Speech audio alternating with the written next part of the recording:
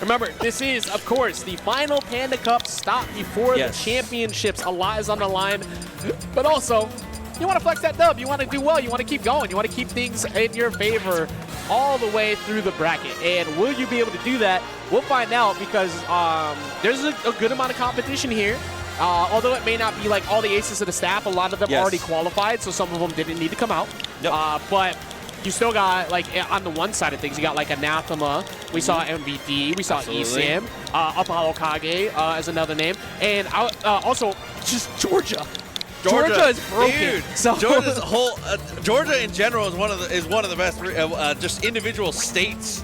They are like their own subculture. I mean, Chausa 404 and everybody that hangs out there, they are a force to be reckoned with, and have continued to be. Contender for strongest local in the world, if not the strongest. Definitely in the conversation, absolutely. Yeah. Like they have, Cola. I believe Teaser's back. Sanito, Vitality.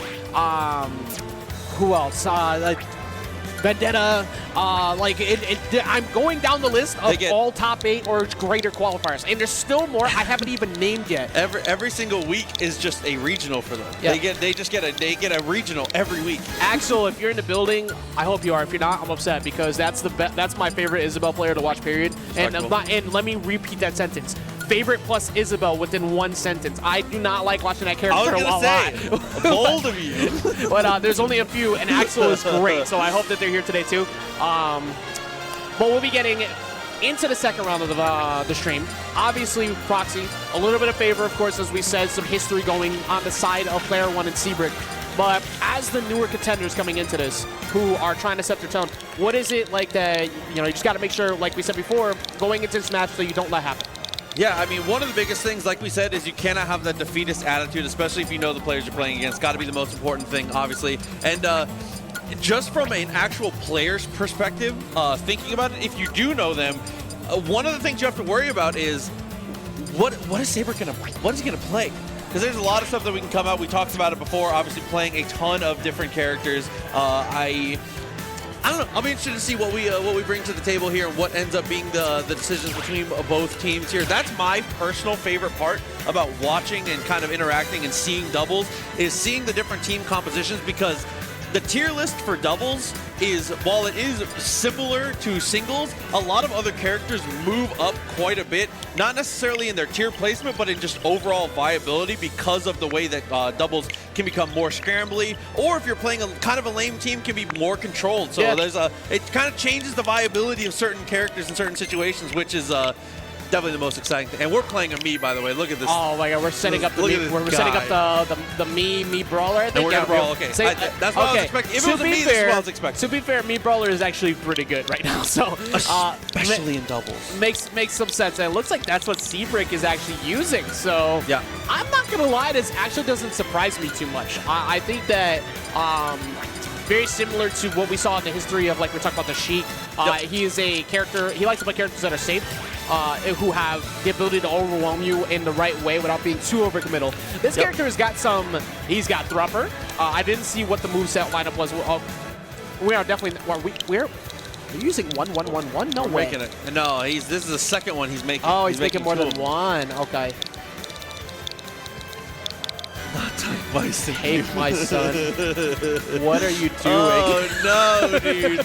But when I think of this character, the first thing I think, risk reward. Because, man, if you make one weird, bad decision, helicopter kick actually just deletes your stock in the most disgusting way. And also, if you don't know how to DI it correctly, it will kill you like 15, 20 if he hits you off stage. If you DI it poorly, your stock is automatically gone. We are only lucky that there is no small B brawler anymore. Like, cause that character, it was not allowed before. That's the only reason why small B brawler wasn't in contender for in Wii U top 3 best characters in the game. Because you got hit once and you went away. But same thing, like you just said in this, if you get one good read, I believe falling up air at some percentages works too, if I remember correctly. Yeah. So you can knock people out for not paying attention off sides of the stage, especially depending on if it's like a town and city or something like that. Yep. And you go away. So Yeah. they got to be very self-aware of that, because in doubles, you can throw somebody your direction and get that. Yes, absolutely. And that is one of the other things, too, is because of even if you do, let's assume you do everything right. He hits you with helicopter kick, and you're like, I'm a genius. I've been playing forever. I DI'd it perfectly. It still sends you at the most horrendous downward angle. So if your character has poor recovery, it still just kills you, even if you know what to do. Yeah. Now, on the flip side of that token, of course, is a helicopter kick goes nowhere in recovery as well. Yeah, you were just dead. Yeah, absolutely. So you must recover high. And if you can condition the Meat Brawler to go low, you'll be fine. That's something that we're going to need to see GETOFFMESON and thundercookie able to do. Yes. But the hardest part about that is navigating through Diddy Kong. Getting past how quick Diddy Kong's going to be to make sure, even if you don't get a kill, even if you don't get the best stage positioning, as long as you stop them from getting to Seibrik in those positions, you're good. And I think that's going to be the biggest thing for them to get over. But it's not impossible, as anybody can make it happen, especially with Team 599 on the other side. Very smart financial decisions, we call that, with both Steve, a.k.a. Zombie in this case, and Joker. Say absolutely. I mean, Joker, obviously, historically a very strong character in doubles. Steve needs no introduction. The Minecraft man himself has continued to be a menace in singles or doubles. Like, he's been here long enough. His intro's over. Like, you get off the stage, all right? You got your reward. Go away. Get out of here. But this is going to be interesting because, like you were saying, you know, these characters need no introduction, and also a big fear factor for players like Player-1. Steve loves when Diddy Kong overcommits. However, he just ran right into him with the explosion. You know, I had this whole speech prepared where I was going to talk about how in this situation, Diddy Kong may be more of a facilitator than a carry. No, he has uppy multiple times in a row. It's actually hit Steve through his wall build. That's something uppy more than once. That's something we've actually learned over time when we've been watching the Diddy Kongs fight this matchup, is that they're using that more because it just breaks every block, and the explosion hitbox is enough to hit behind him. You, as a teammate, need to get in there quick enough. Joker has the ability to get in there quick enough to go punish that, so you need to try and cut hit, like, make him stop for that. Otherwise, he's going to keep doing it. Yeah, Steve has actually found his way to some diamonds here at this point, too.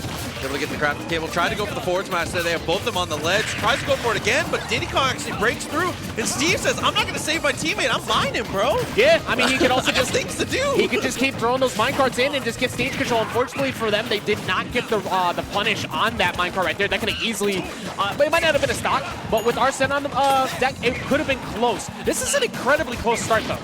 Yeah, absolutely is. Big trades back and forth here. Joker tries to go for the banana, though. Doesn't get anything for it.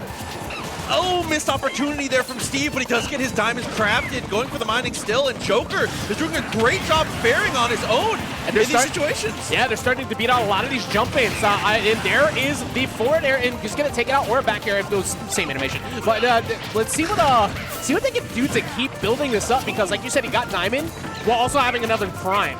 So they're not stopping GETOFFMESON right now. He's kind of just getting away with everything he feels like. Yeah, unfortunate team kill there, but still works out beautifully here. Joker, block on that. Tries to go for the craft. Very nice from Player-1 there to intercept. Player-1 and Seibrik just trying to vie for center stage control. Going for the command grab. Not going to find it, though, with that side beam. Does do a lot of damage. It's like 20 by itself. But you can't, don't try to challenge that to F, so it does give him stage position. He doesn't jump up, gets away from that back air proxy. Trying to go for the back air out of shield. Diddy Kong low profile naturally. One of the strengths of the character here. But the minecart, which puts him in a really compromised spot. Good from Seibrik to protect his teammate there. And great trade from those two, but not quite enough to kill.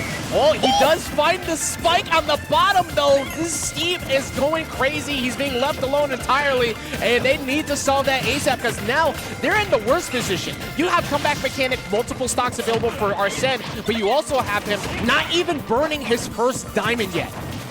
Okay, Fortil comes out, good spacing on that. He's able to get the hit. Hey, nice read after the up air, but still doesn't get the kill. Joker living this long, a nightmare, to be honest. I realized he did actually, his pickaxe was finally gone. Look how much damage he got, Proxy, even without having to get that one. He's going to go ahead and get back to the other diamond. He already has plenty of materials, and Joker's, I think their target has shifted heavily to dealing with Thundercookie, because it's like, well, we can't solve him, so let's go after him. Well, the problem is Arsene is back, and now you're out one stock apiece. Okay.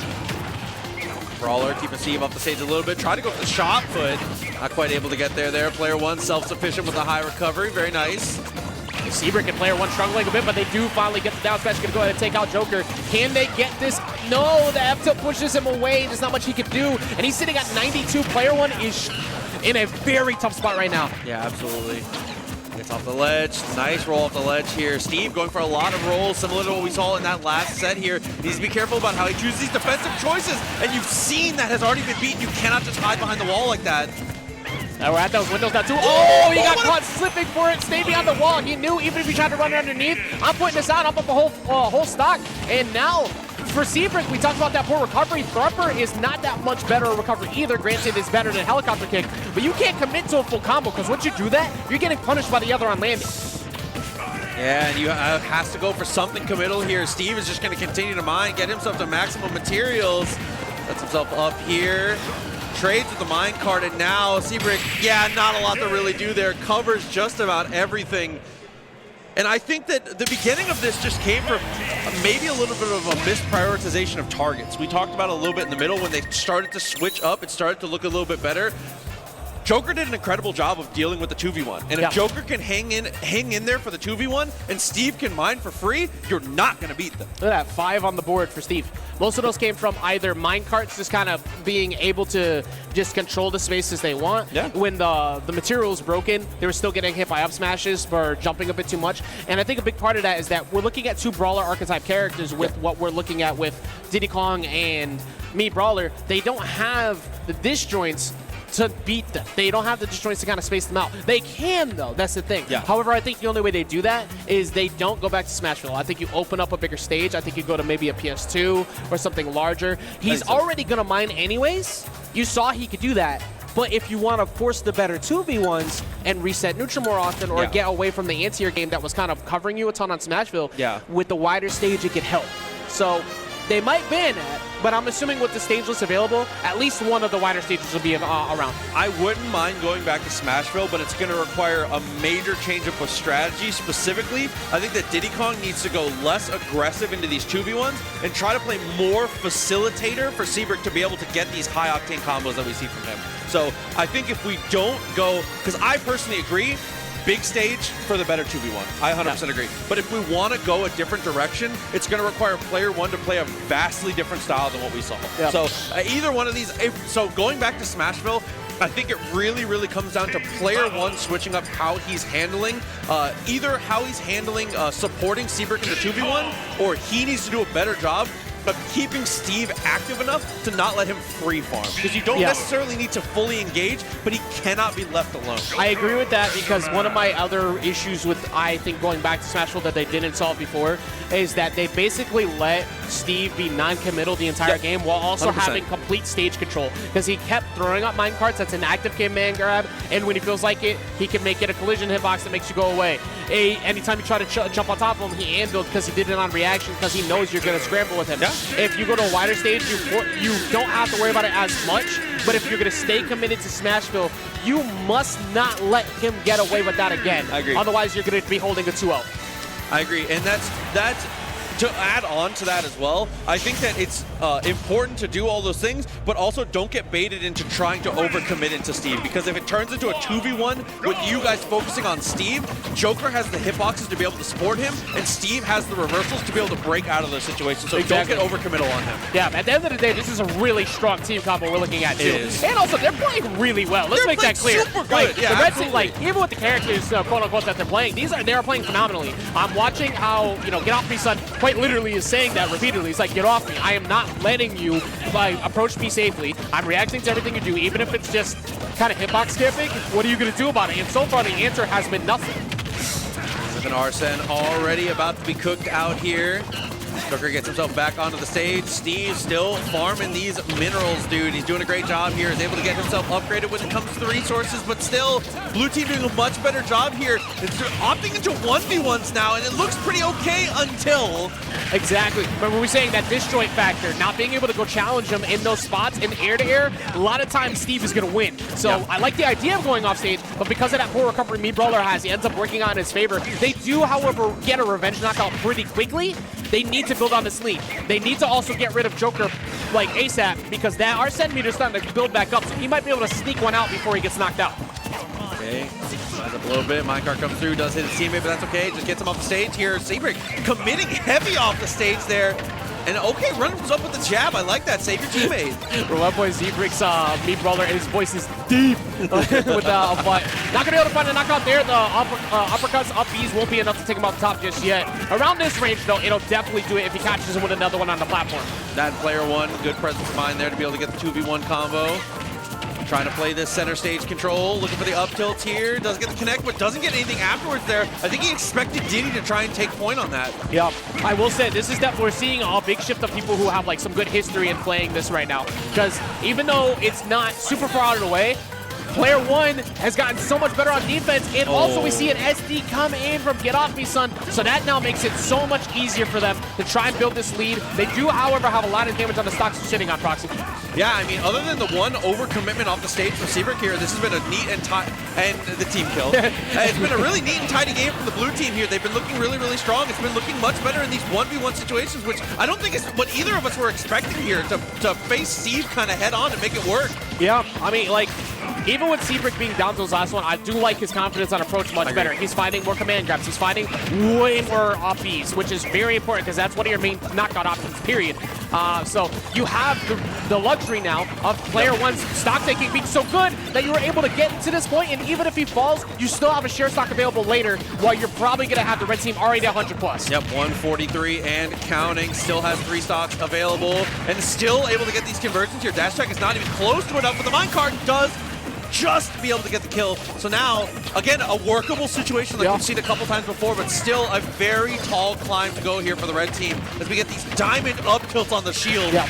I think the scariest part actually is that diamond being there. That is a kill percentage Seibrik right there. That's why he's gonna keep he's gonna keep fighting for center. He's gonna keep trying to fight for control of that platform to A, find uppercuts, but B, also to avoid diamond F smash.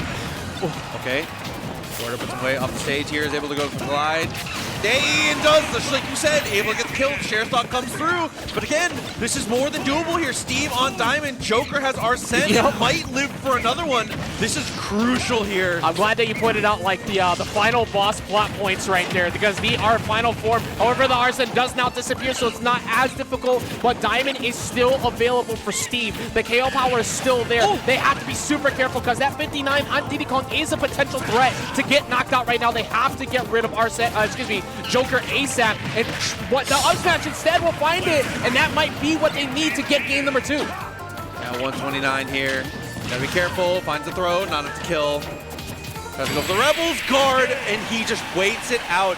That is the perfect way to play that 2v1 because you know that Joker wants to go low. Joker just has to go low there. Seibrik doesn't have to commit to anything. He sees Rebels guard, he's rubbing his hands together, bro. He's so hungry for it. I think the theme of that game too was waited out, like you're just saying. I think that the blue team kind of realized we will wait for them because they were swinging out at disadvantage a lot game 1, and we were not respecting it. I recall back in around stock 2, Seibrik was on the center platform. Not only did he repeatedly up special Joker, but then he also caught Steve coming in too, and he hit him with the up B too. That was 3 unchecked up Bs. That's because he was waiting, and he knew they were going to do something. Their patience was not there in game number 2, and they're going to have to solve that game 3. I mean, and that's what we've talked about. It's the kind of the double-edged sword is when you're playing these characters that have these disjoints like this. When you're playing Steve into Brawler, you know you have the better button, so you want to swing. Because obviously, it just makes sense. I have bigger normals than you. I'm sticking them out.